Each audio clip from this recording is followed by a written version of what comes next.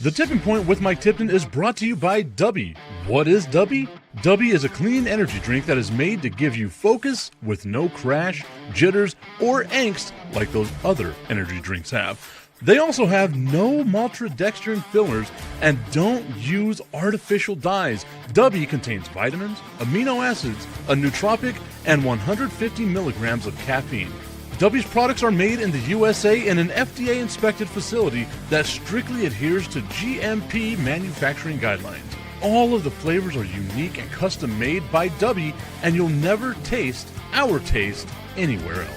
The best part about it is they're affordable. Dubby's drinks come out to about $1 per drink, much cheaper than Starbucks or any of those canned energy drinks. To learn more, visit w.gg.com/discount/MRTipton33 and place your order today. Use promo code MrTipton33 and save today. Dubby Energy, be better. What's going on, everybody? I want to tell you about my new friends over at Cleverman. Visit them online at becleverman.com. What they gave me was the energizing face and beard scrub along with the Cleverman face scrubber. And trust me when I say this, the energizing face and beard scrub smells amazing. Combining it with the face scrubber, making sure that your boy was looking as good and sexy as possible, opened up a whole different sensation in my face that I haven't ever felt before. I felt so clean, so fresh, and so clean, like Outcast said, and it helped me feel like I was ready for my day. Make sure you visit them online at becleverman.com and follow them on Instagram at clevermannyc. The link is up in my bio if you want to check out all the amazing products they have. Visit them online, becleverman.com.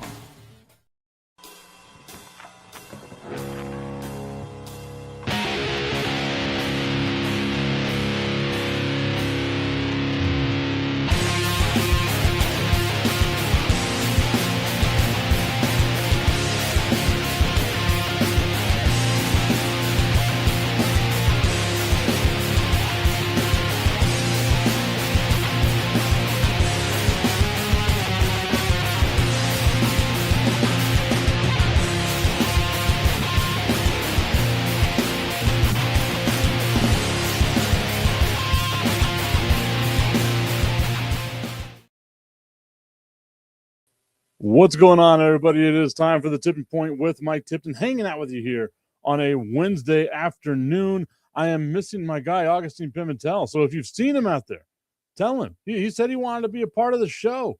Tell him you got to actually be a part of the show if you want to be a part of the show, guy.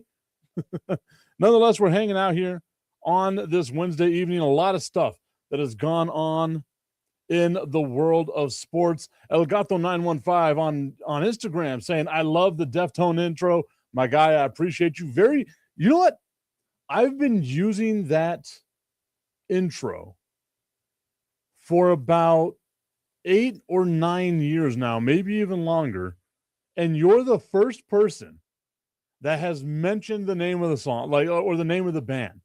So that is awesome to me. Awesome to me that someone actually knows the song. No, someone actually knows what's going on out there in my world of musical interests. So thank you, Elgato 619, for tuning in over there on Instagram. We are live, as I mentioned, Instagram, X, YouTube, LinkedIn, Facebook. We are all over the place. The big guy over here saying, my dude, B. Strilla, saying, what up, Doe Tip? Without the hat, first time I've seen you without one. Yeah, it's a different look. I'm not used to not having the hat on, but oh my God, probably take that off. As you can tell, I just got home. That's why I got the button up on. I've got the long sleeves, all that going on. I forgot that I had my work badge and stuff. Got to make sure that's not something that I get in the habit of doing. So that's got to be off whenever I do the shows, but it's all good. It's all good. We are here having ourselves a good old time. El Gato 619 saying, you handsome bastard. I don't know about that. The looks, not my thing. The voice, literally the only thing that I have. Literally the only thing that I have. Bistrilla hitting the nail on the head saying the corporate look. 100%. I feel like I did a heel turn as I see my girl Ashley Candelaria tuned in. Check out her podcast talking about it on all devices, talking about it with Ashley on all your podcast platforms, Apple, Spotify, all that good stuff. But I do feel like I did the WWE style heel turn, being corporate tip. What a dumb thing to say, corporate tip. Anyway, a lot of stuff going on in the world of sports. And we know the lazy river that is the Tipping Point with Mike Tipton. Y'all lead the show. I'll come up with a topic. Y'all steer me. Wherever you want me to go, that's where I'm going. And where I'm starting off right now is at I was going to call them the 1949ers. Wow. The San Francisco 49ers are going to be facing off against the Seattle Seahawks. What I think is going to be one hell of a game. I think that'll be, without a shadow of a doubt, the best game of the weekend. Like, it's going to be an absolute slobber knocker. Now, clearly, me being who I am, I want the Seattle Seahawks to win this game. Like I genuinely do. I hate the San Francisco 49ers. Thank you for getting rid of the absolute garbage sauce squad known as the Philadelphia Eagles. Thank you for that.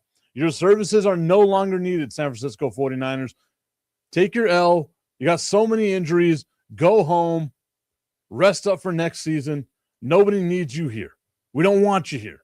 Get out of our sight, you jerks. I'm such an asshole. I don't need to be so mean to them. But you all get where I'm coming from. And then I get news today that Fred Warner is not ruling out a return against the Seahawks. So he's planning on coming back. Maybe we'll come back. And I feel like what this could be is posturing, right? Ashley, our resident Eagles fan, saying, oh, you just had to throw that in there, didn't you? You just had to throw it in there. I did. I put up a bunch of reels the other day on my Instagram page at Mr. Tipton 33. And it showed like the scene from Toy Story where Woody's carrying the fork and the fork looks at Woody and says, you're just like me. Trash. So what I did is I put the Dallas Cowboys logo on the fork and whatever team lost over the weekend, their logo on Woody. Because you made one more game. Congratulations. You played one more game than the Dallas Cowboys. You are watching the Super Bowl from home, just like the rest of us, buddy. Just like the rest of us. My hater of the year status continues to grow. It will have no bounds. It will never leave me. I will always be the hater of the year. But I look at Fred Warner coming back, possibly, once again, coming back against the Seattle Seahawks. I have to think to myself, if Fred Warner were to come back, what would he be able to bring to the San Francisco 49ers? And to me, it's pretty obvious, right? Like he brings competitiveness, he brings toughness, and he brings the unknown.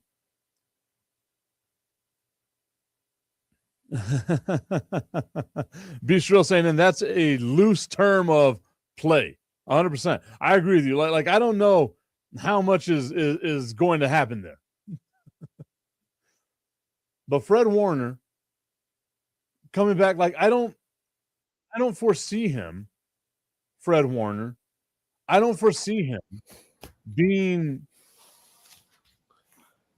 impactful, right? Like Agustine, maybe you can help me out with this. Fred Warner been injured for the majority of the season for the 49ers, is going out here saying that there's a possibility he's going to play in this game. He should not play. What are your thoughts? He should not play. Simple. I mean, you don't take someone that's been injured the entire season, then put him in crunch time. No. You don't play. Grant, he's a great talent. He's he doesn't play. Simple. Don't play him. I like what you did there. Like, he's a great talent. We don't need Warner. We don't need other players. We need players from San Francisco. And that's what I'm thinking about here, right? Like we have the San Francisco 49ers who have kind of survived this weird season of just injury after injury, injury after injury again, and then more injuries, right? Like look at what they're coming into this game without George Kittle, right? Like they've Could you got repeat a ton that? of injuries. Could you repeat that? Just Injury? injury after injury. No, but the thing is, the type of injuries they've suffered, they've been practically season ending. It's, you understand injuries, maybe it's a 2 week, 4 weeks, but these have been really bad. And I don't think Kittle's going to be ready for next season until week 6, maybe 8. I mean, right, like he's an older tight end, like, and his production hasn't been what it was in the past. Like I know he's still a guy that gets the ball all the time, all that good stuff, but whatever you get from George Kittle next year is going to be a cherry on the top. Like you have to go into next year expecting to have another tight end as your starter. Oh yeah, yeah. They need to. There's some pretty good tight ends out there that are unfortunately second string, like the guy in oh gosh, I just Kraft is a starter. I just forgot his name. He has a really long name, but that guy's 6'7", 285, and is sitting on the bench on a team. You don't sit down a 6'7", 6'8" guy that weighs 280 at the tight end position. I'm sorry. I know you got Kraft as number one, but you have that kind of talent behind you. Somebody must get that guy and get him off there. You get him out of that team he's in because he's not appreciated. But tight end is one of the most important positions in NFL football, and we're not, well, at least society in general doesn't give them the credit that they deserve because they're not flashy. They're not, they're basically white too. And they're not as flashy as their wide receiver counterparts. I mean, it's a simple fact that a team without without two good tight ends will not win the Super Bowl. Elgato 619 saying you're probably right. He shouldn't play, but if you don't play him and you lose, you get all the what ifs thrown at you. And then if you play him, you're going to get what if you didn't play him? So, yeah. But he's not season ready. There's no going around this. He's not season ready. There's no debating that. I think what the 49ers are trying to do is throw like a curveball, right? Like, oh, you might have to prepare for Fred Warner. He's an amazing middle linebacker. This might be someone you have to prepare for. And then come game time, it's, he's not going to play. You just spent a whole week prepping for a guy that's not going to be there, right? So that would be what I think the 49ers are doing right now with maybe Fred Warner's coming back. But whenever I look at the team as a whole, I'm not about moral victories, especially when it comes to the 49ers. Everyone knows my hatred of that team. You love them. You have to give this, like, the devil their due, right? They've survived this season, and it's amazing what they've been able to do so far. I mean, if you really look at it, they were without Purdy for, I think, 6 weeks. Yeah. 6 weeks, and Mac Jones led them to, to a good run and everything. But they went through it. It was really, they made the next man up thing kind of go their way. But going back to Warner, you do not play a player from that kind of long injury in a decisive game. You don't. And if they do, somebody should be fired. Yeah, but I mean, again, like, you have to throw everything you can out there. Like, if he's healthy, if he's cleared to actually play, then you have to put him out there, right? Like, why? No, you don't. It's like accepting Tipton with hair. You can't do it. You can't do it. Shaved my head for so long. It's the wildest thing. It looks funny as hell, but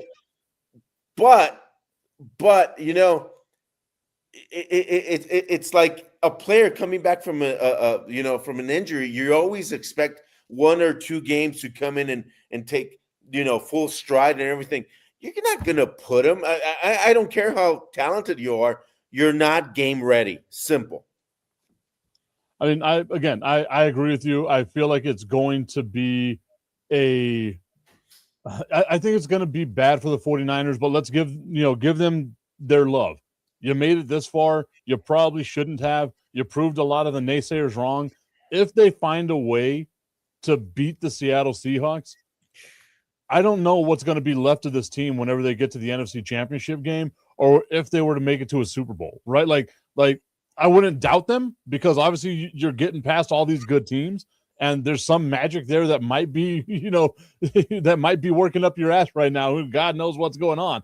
But if you get there, what's going to be left of this team? And I think that's going to be the issue with the San Francisco 49ers. The thing with the 49ers, if people have to understand this, that team will live and die with McCaffrey. McCaffrey has a great game, they win. McCaffrey goes for 150 yards, 2 TDs, rushing, 1 TD catching, they're winning. Other than that, they're not doing it. They're not. Simple as that. I don't care. I don't care. This is Seattle Seahawks. This is a mean team. This is a team that's going to go after your head, And so, no. I mean, it's McCaffrey. McCaffrey's in the same situation Josh Allen is in. It's either all or not. I mean, I see where you're coming from. I just don't think that McCaffrey's at that level, right? Like Josh Allen, it's not going to be any easier for Josh Allen than it is right now, right? This is the easiest route you have. You've got to make it as far as you possibly can. With Christian McCaffrey, though, if the 49ers were to stumble and fall right now, we'd all be like, you know what? Yeah, that team was hurt. They had all these injuries. The running back doesn't carry you the way that they used to back in the 80s and the 90s and early 2000s.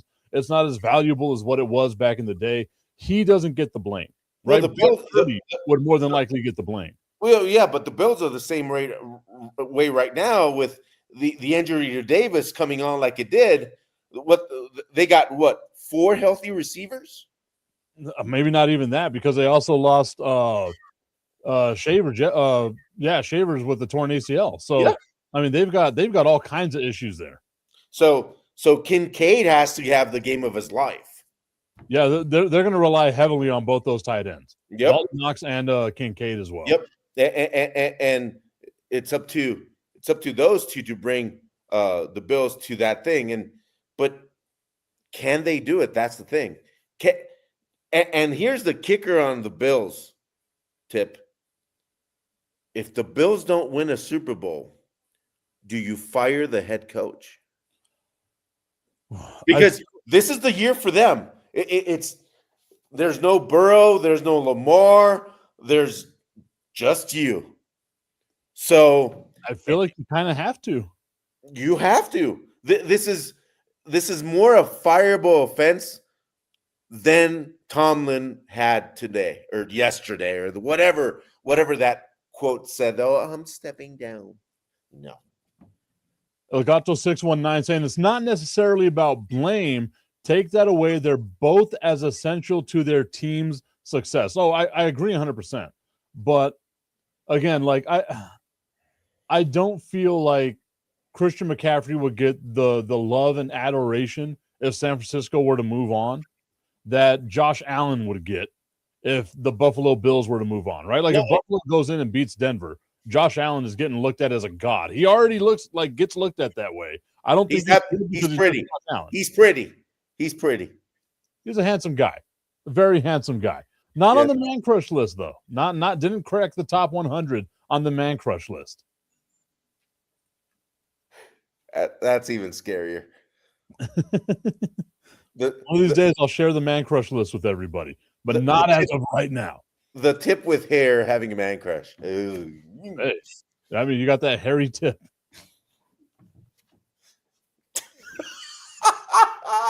I regret saying that. Yeah, good thing that's recorded. Yeah. Bistro saying the Bills will go another year without a Super Bowl appearance. I get where you're coming from, Strilla. maybe if Houston were to get past New England, I could see it happening, right? Like Houston's defense is nothing to like that. That's no joke. And the same thing with New England. Like New England's defense is no joke. I can see the Bills getting past the Denver Broncos, and if they make it to the AFC Championship game, I still think they're the favorite to win, whether it's Houston or New England. The thing is, the kind of efficiency that Drake May showed this year I was surprised at Drake May's efficiency. He doesn't turn the ball over, gets the short yards. He can actually read a defense. So I don't know how beatable the Patriots are right now if you have that kind of defense with an offense that does not turn it over and gets you some scores on the board. How beatable are the Patriots? That's the thing. Texans have a great defense, but you saw CJ Stroud scared out of his pants, especially one throw where he went, let me do that again for everybody. I mean, that looked like the show Queer for the Straight Guy, It was that kind of throw. And, it's scary that a proven NFL quarterback can be that afraid of another defense. I think that also goes to show like the regression that CJ Stroud has had over the last year and a half, because even last year we saw it kind of tailing off there for a little bit, and maybe defenses have kind of figured him out. Maybe they've done, whatever it may be. But I just feel like that Houston defense, like this is going to be an ugly game, right? Don't expect a ton of points. Don't expect pretty. New England and Houston is going to be an ugly game. And I just don't know like who I'm going to choose here. Like obviously you're my friend, so I might want you to be happy a little bit.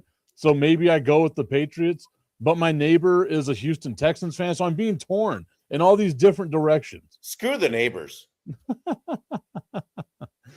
Bistro saying if they need to feel better about not having to face Lamar and Patrick in the playoffs, they don't deserve to win. Come on. Lamar and Patrick did not make the playoffs. So why? I mean, you can, and Tipton said it best yesterday on a brand new show.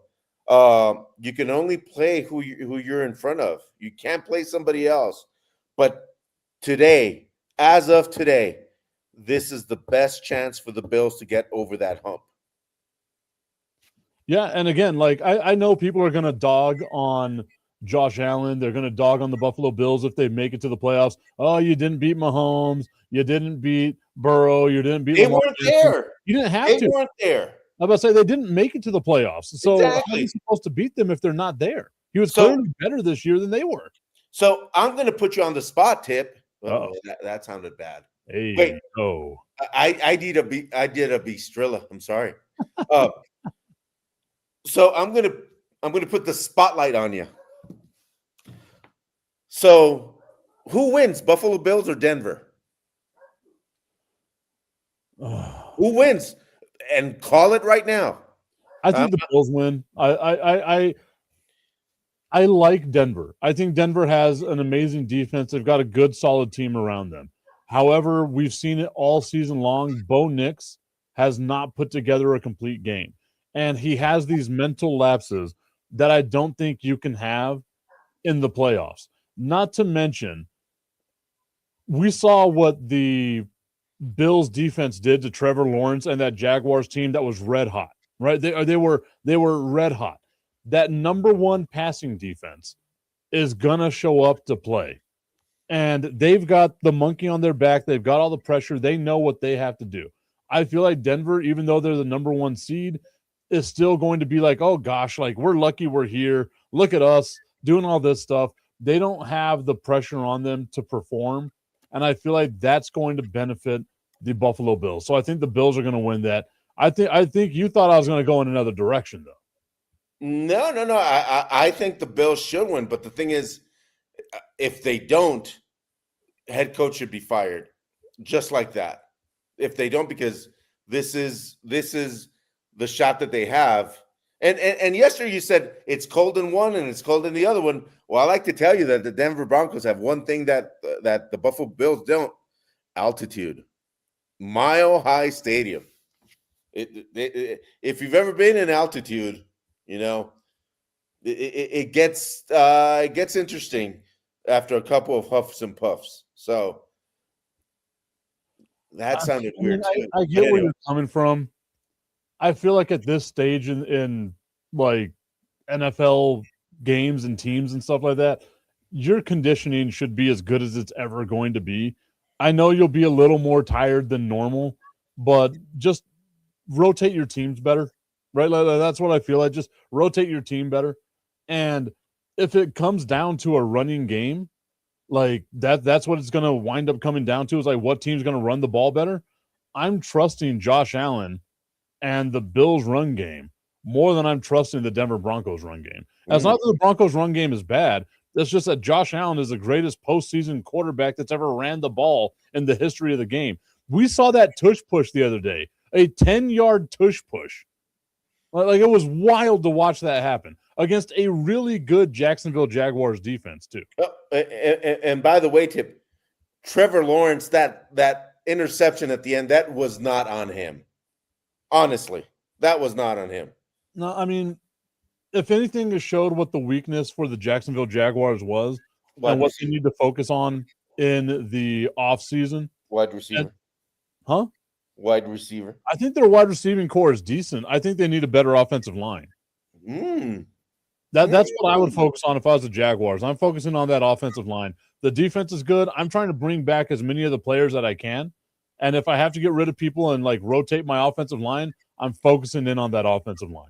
Okay. All right. So here's the second question: San Francisco or Seattle? No, Seattle. Come on now. Like I get it. A lot of San Francisco fans out there. I said it earlier. Thank you for beating the Philadelphia Eagles. I am happy that you did that. Your services are no longer needed.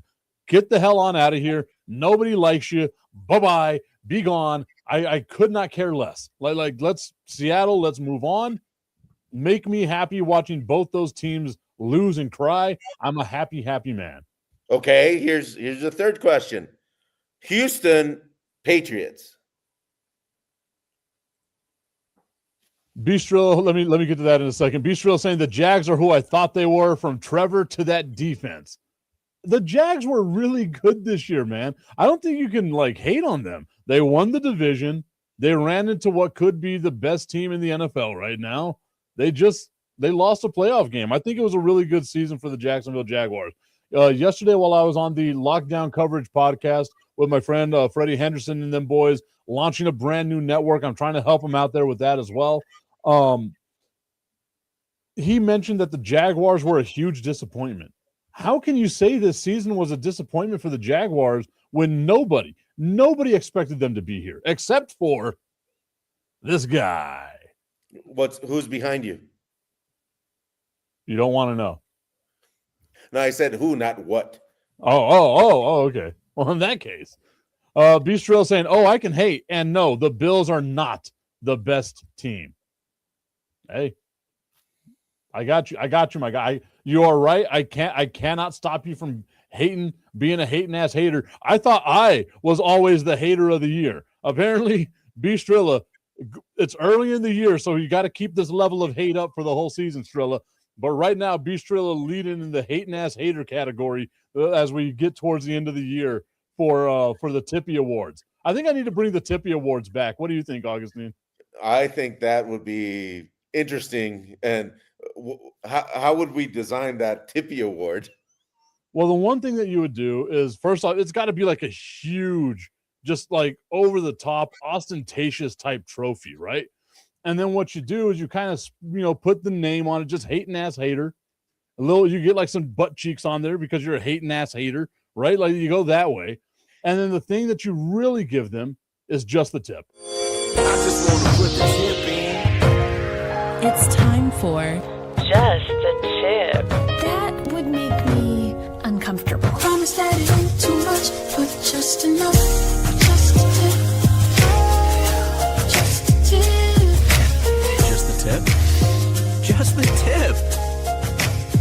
It's time for Just the Tip.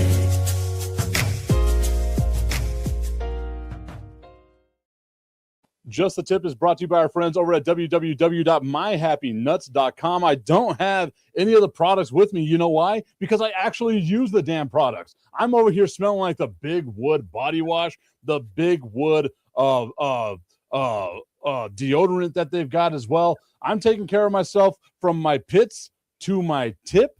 Everything is smelling like Big Wood, the best way that it should be. And you can smell that way too by going over to www.myhappynuts.com. Use promo code Mike Tipton at checkout and save on all your male grooming needs, especially if you're a hating ass hater. I was wondering if we had scratch and sniff, but I guess we don't. I mean, Don't do it. Don't do it. Don't do it. oh man, one day. One day where it's Stephen A. Smith and Michael Tipton, maybe. I don't know about that. I don't think I want that smoke, but we'll see about it. We'll see about it.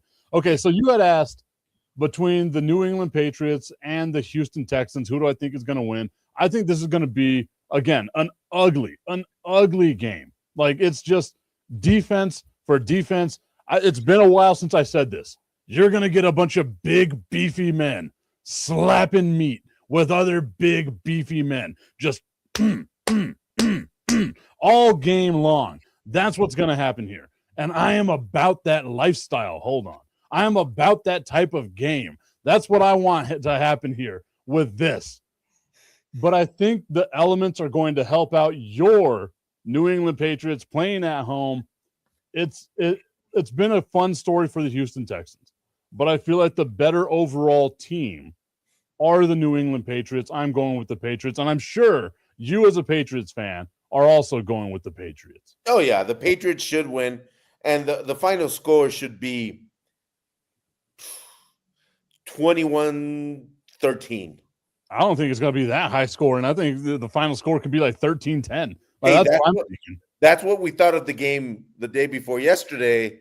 We thought whoever gets to 21 points was going to win. And yeah, the one who got to 21 points won, but they went above and beyond the Call of Duty.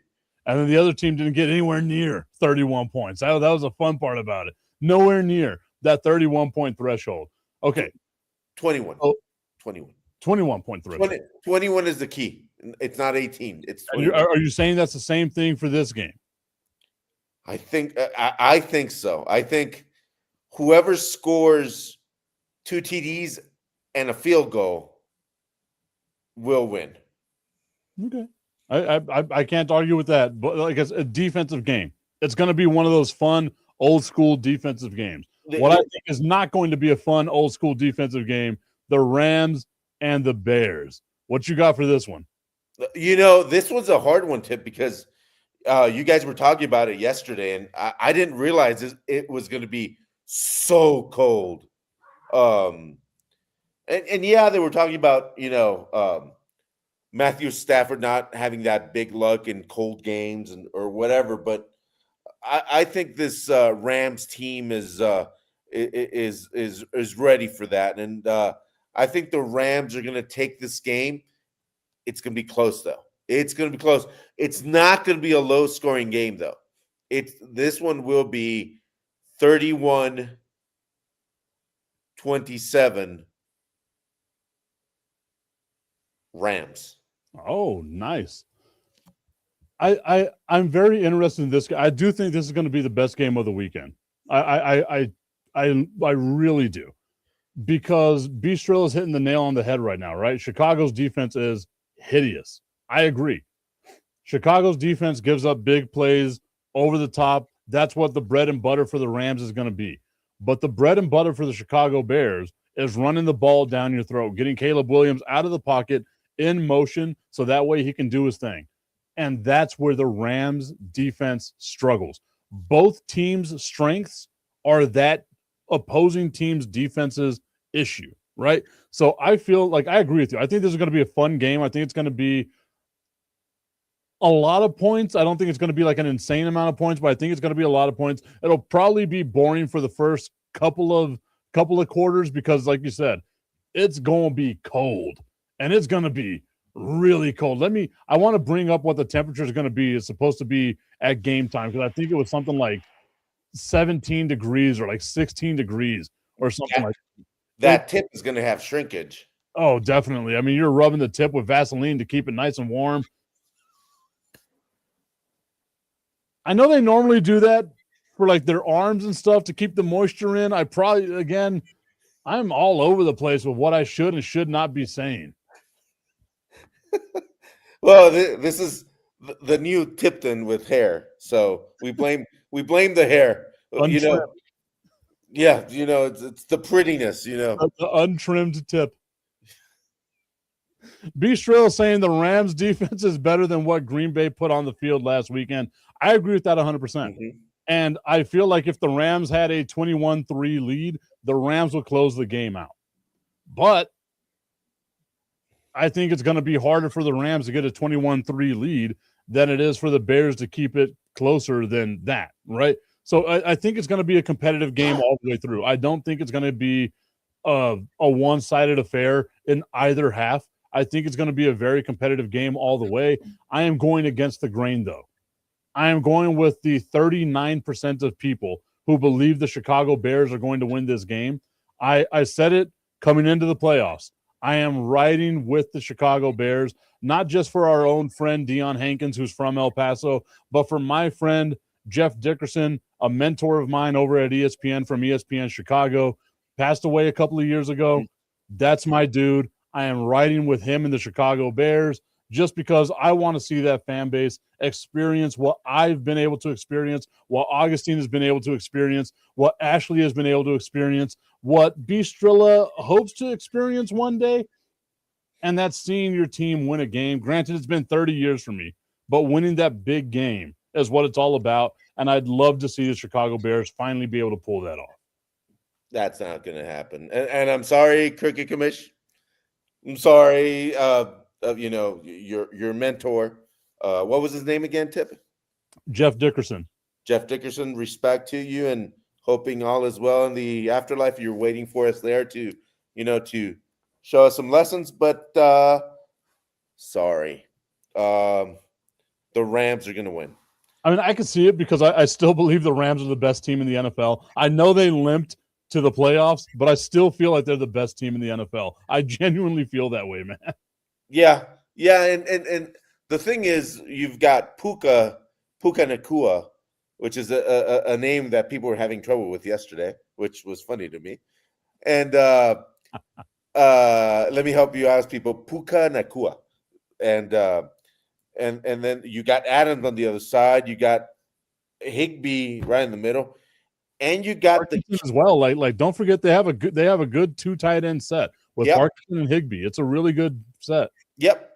But I think the key here will be the two running backs with Williams coming out of the backfield and catching some balls that will catch Chicago completely off guard. Because both of them can run, but I think they'll be so focused on Adams and Puka Nakua, they're gonna and the two tight ends that backfield is gonna be key, and I really think that that's the one that's gonna take it all the way to the house. It's gonna be Williams, and I just forgot the name of the other running back, but those two guys will have a field day in Chicago. I can see why most people are riding with the Rams. Right, like that team is super talented. I'm just going for what I think is going to be the better story here. I like the Chicago Bears. I like seeing this. I hope Caleb Williams. I hope this year has proven a lot of Caleb Williams haters wrong, because he's been solid. Like you have to give him his due. He's been solid. Yeah, and Caleb, just in case you're listening to us again, I apologize. You can keep painting your nails and doing your perms and all that as long as you keep winning. But we were doubting you there for a second. We thought you were the first coming of Shedeur Sanders. So Caleb, respect to you, but you got another thing coming with the Rams coming up this week. It's yeah. Like I can see a scenario where the Rams dominate this game. I genuinely can. Yeah, Okay, yeah, so I didn't get to talk to you about this over the weekend because obviously it's been, just a week and everything like that. Bistreal saying that Seattle is the best team in the NFL. My question mark with Seattle is still going to be Sam Darnold. I have to see it, right? This is the perfect opportunity. You have a great defense. You have all the weapons in the world around you. I need to see Sam Darnold not be Sam Darnold that we're used to seeing. yep, yeah, and I think he can do it, but we're doubting him. But I think he's got it in him, Tip, and being in the great situation he's in right now, I think he's more of a game manager now than he's expected to make the big throw. He will do it. I think he is the Trent Dilfer of Seattle. I mean, again, I can see that, but I think he's a better quarterback than like Dilfer or Brad Johnson, right? Whenever Brad Johnson was a game manager for the Tampa Bay Buccaneers with that amazing defense. Yeah, You're 100% right. of He course just I am. doesn't like just don't make a mistake and you're good to go. Yeah, But the last time we saw Sam Darnold in a playoff game, he saw ghosts out on that field. Bistrilla, cover your ears. Cover your ears, B. Performance. Cover your ears, Bistrilla. Cover your ears, and sorry about that, B. We all thought Sam Darnold was better, and I think he is. Just it's kind of hard to be good in such a low life kind of franchise, which is the Jets.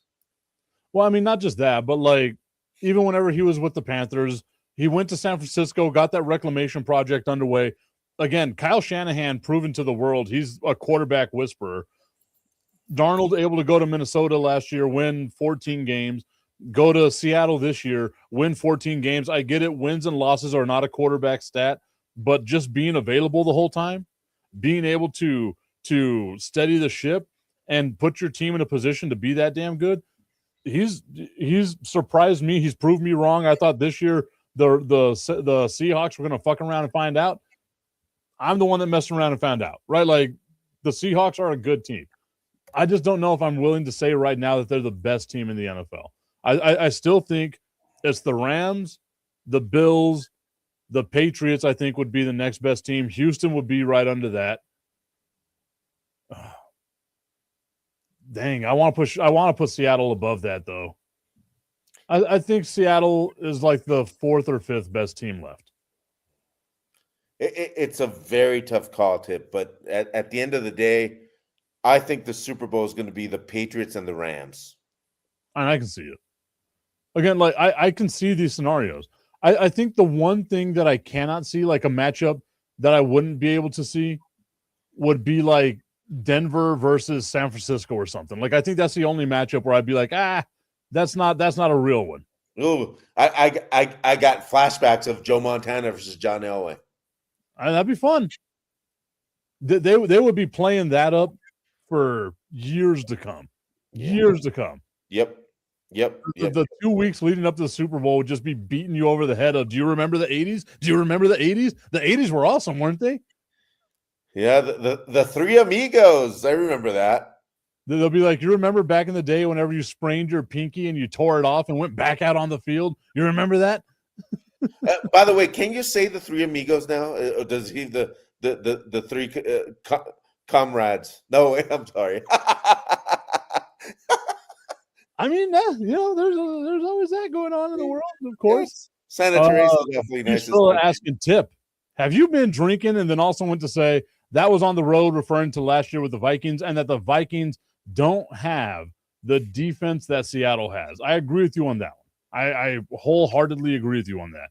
Yep. But if we can hold Tony Romo dropping a snap for an extra point or for a field goal in Seattle, as long as we've held on to that, we've got to hold on to Sam Darnold turning the ball over just left and right last year in the playoffs for Minnesota. That was a 14, let's not forget this, a 14-win team that shit the bed in the first round. I think B. Strilla is signing to the computer going, not precisely this finger, but He's that telling me I'm number one. yeah, exactly. I did. Yeah. I did it with my ring finger. For those that are counting, ring finger, middle finger, right there. It hurt my So ring finger. we've talked a lot in the NFL today, but I wanted to talk about something a little bit more local and something that really has me happy. Uh-oh. No, it's not the UTEP Miners. Don't worry. Aw. It's got to be, and everybody has now heard the name Stephanie Hahn. Yes. We have not talked about that, and she deserves to be talked about. Yes. You know, she semi-retired a long time ago, got married, had a kid. Her husband is a real good friend of mine. She's an awesome person. She's a friend of mine too. Wrong. What's going on? Anyway, That was the wrong Han. I mean, no, Stephanie. You're talking about Jennifer. Oh, sorry. I mean Stephanie.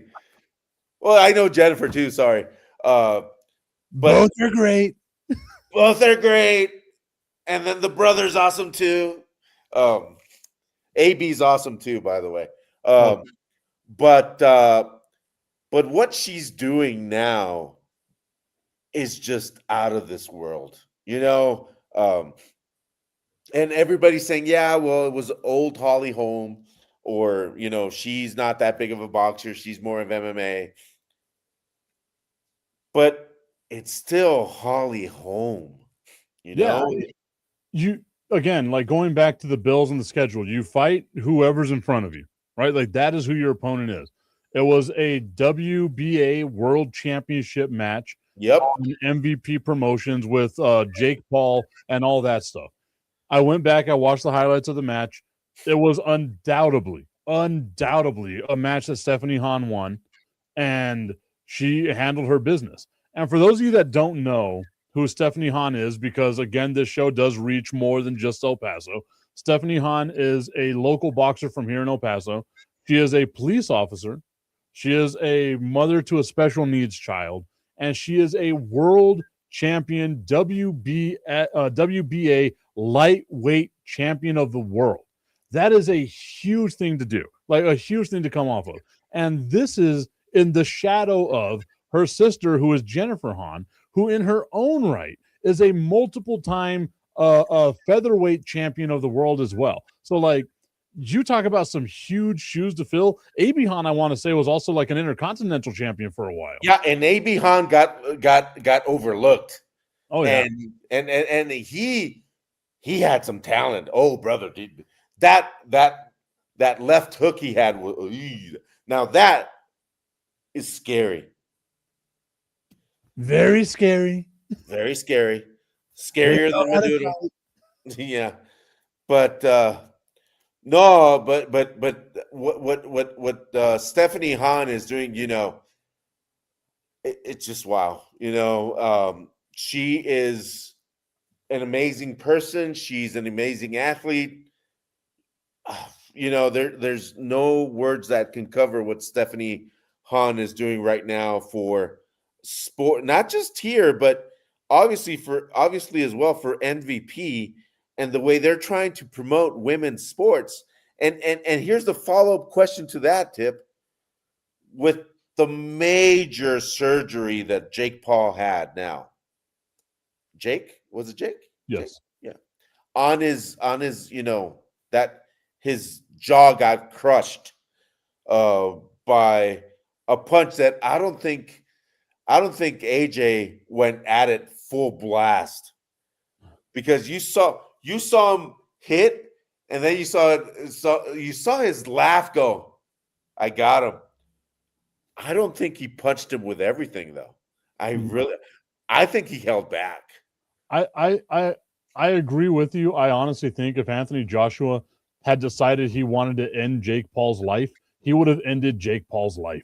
Yeah. I think he took mercy on him.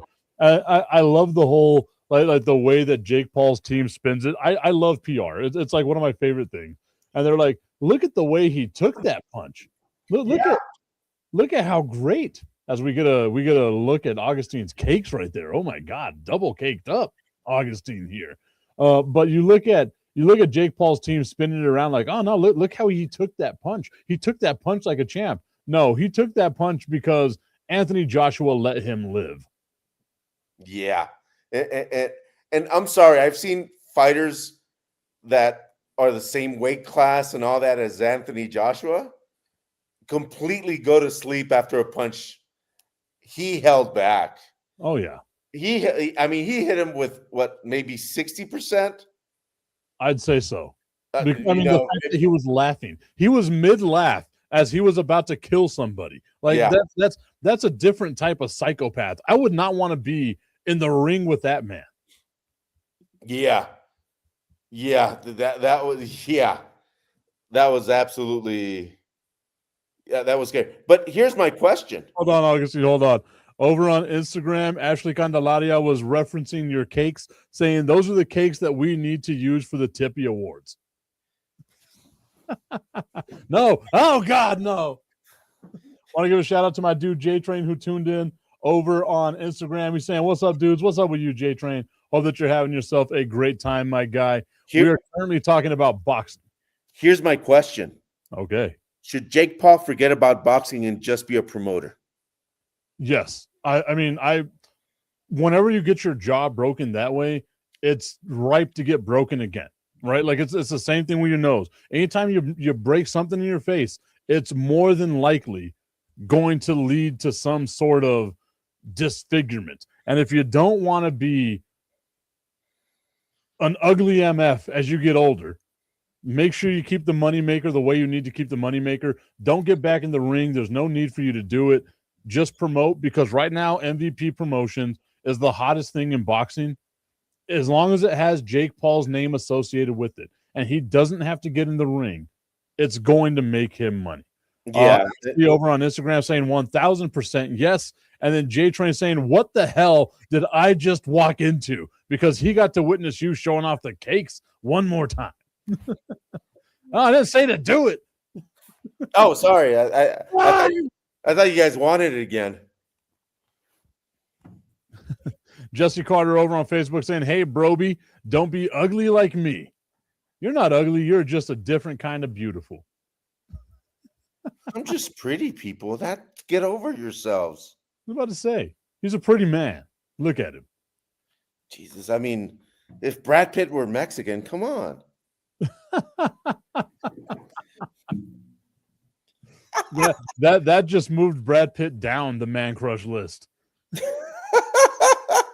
J-Train saying that Jake Paul is an attraction. He's not a boxer at an elite level. I agree 100%.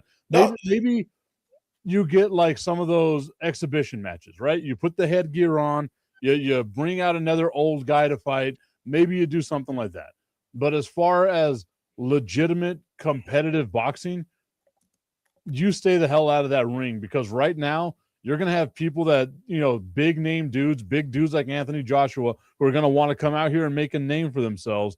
They're going to want to put you in the ring with them, and they will not hold back the way that Anthony Joshua did. Yeah, as soon as that fight, right before that fight started, when I saw them really face off, this feeling came over me, and you can check my tweet even before the fight. This felt like Apollo Creed versus Ivan Drago. I mean, I could have swore I saw AJ go, I will break you. Throw in the damn towel. Yeah, I mean, I think it was close to that, Tip. I really do, because Joshua did not go 100% at him. No. He did not. And because, again, I'm going to repeat myself, and I do apologize to everybody. When Jake Paul went wow, he felt 60% of, maybe 50% of AJ's power, because we said it like 5 minutes ago before everybody saw the cakes, that AJ has put people to sleep. Professional boxers that have been boxing forever, he has put them to sleep. So just, Jake Paul, mad respect to you. mad respect for what you're doing to boxing, because I think it took somebody with a different vision to make boxing what it is now, what it can be with Jake Paul. And kudos to Jake for believing in women boxers and believing in the sport, because he's going to take that to an entirely new level. And Jake, if I ever called you a dumbass, which I did more than a couple of times, I sincerely apologize to you, and will be following you forever and ever. Amen. And I agree. Like what he's doing, being able to platform different boxers, giving more boxers the look and the love that they deserve, the paydays that they deserve, right? Yeah. Like you're going in there, stripped down to your most vulnerable, fighting someone else across the corner for you, whose own goal is to destroy you. Like it takes a certain level of person to be able to get in the ring and do that. So for Jake Paul to get in the ring and do that, once again, hats off to you. Amazing job that you were able to survive. Now focus on what you're doing, promote, survive longer, and build a platform now, because I think that's really what it did, is it built a platform for a bunch of different people to be able to have their launching off point and get to the highest level of success that they can possibly get to. Ashley over on the Instagram feed saying, facts. He did what he needed to do to get to where he is, but he's got like that 90s Don King touch when it comes to promoting. 100%. Yeah, but he's not going to screw over his fighters. Yeah, he's not going to be as greedy as what Don King was. Yeah, and I'll say this out loud. It's because of Don King that we already think Mike Tyson is the best that's ever been. Imagine if he would have had good management and somebody that actually took care of him. He was world champion at 18, Tip, if I'm correct. Thing is 19, but yeah, that sounds about right. I mean, imagine him with good coaching, a good promoter. What Jake Paul would have done with Mike Tyson, and granted, Muhammad Ali, everybody says Muhammad Ali was the greatest ever. I never saw him box, but I can remember Mike Tyson going at people, and that was just and there's no Muhammad Ali's punch out, there's Mike Tyson's punch out. I agree with you on that aspect. I think at that time Muhammad Ali might have been more marketable, but Tyson was the name, right? Like as you're getting into the age of being able to have access to sports the way that we have access to sports, Mike Tyson is the name. You already know who I'm going to say is the greatest boxer of all time. He's been on the show a couple of times. George Foreman, right? Oh. Like George Foreman being that to me was one of the greatest things that I've ever been a part of. Was I guess 3 or 4 times that George Foreman came onto my shows and was able to talk boxing. Like that's why he will always be the greatest of all time to me. And he was a nice guy. He was so good. He was so, because he didn't have to do that, man. Like it was so awesome of him to be a part of this. That's why I bought the George Foreman grill. There we go. I need to buy it. Get my big ass on that George Foreman grill. Ashley saying that Jake Paul can be a dumbass and a great promoter. 2 things can be true at the same time, Augustine. And then J Train reminding us that Anthony Joshua knocked out Francis Ngannou. We got to remember that. He really drilled him into the dirt. So imagine what he could have done to Jake Paul if he really wanted to. Yeah. I mean, he would have gone Drago on him. I mean, yeah. And we had not talked about that, but I needed to bring both of those things up to this amazing audience that we have that's been putting up with my butt cheeks. But I apologize to everybody for and I'm glad. Hopefully, I know Pornhub already contacted you, Tip. They said they could, they couldn't take that on either. So I apologize to everybody. I think that's a great place to end the show, Augustine. Thank you, everyone, for the tuned in. Thank you, everyone, over on Instagram, YouTube, Facebook, all over the place. Follow me on social media at Mr. Tipton33. We got some cool stuff coming down the pipe that I'm excited about. Fire and Ice this weekend at Buffalo Wild Wings on Saturday at noon here Mountain Time. Hope to see you all out there. Have a great day, everybody. Hasta luego.